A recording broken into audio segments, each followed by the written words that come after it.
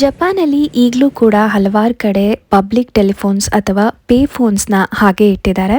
ಕಾರಣ natural disasters ಆದಾಗ mobile network interrupt ಆದಾಗ ಈ ಪೇ ಫೋನ್ಸ್ ಉಪಯೋಗಕ್ಕೆ ಬರುತ್ತೆ ಅನ್ನೋ ಮುಂದಾಲೋಚನೆಯಲ್ಲಿ.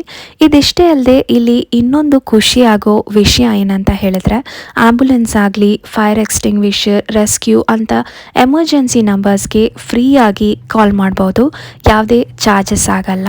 ಹಾಗೆ ಡೊಮೆಸ್ಟಿಕ್ ಮತ್ತು ಕೆಲವೊಂದು ಕಡೆ ಇಂಟರ್ನ್ಯಾಷನಲ್ ಕಾಲ್ಸ್ ಕೂಡ ಮಾಡ್ಬೋದು.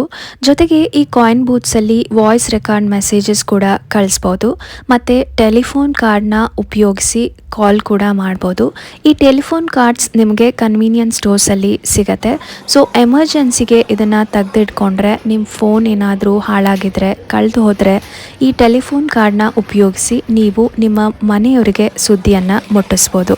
ಮತ್ತಷ್ಟು ಜಪಾನ್ ಸುದ್ದಿಯೊಂದಿಗೆ ಸಿಗ್ತೀನಿ ಅಂತ ಹೇಳ್ತಾ ಧನ್ಯವಾದ.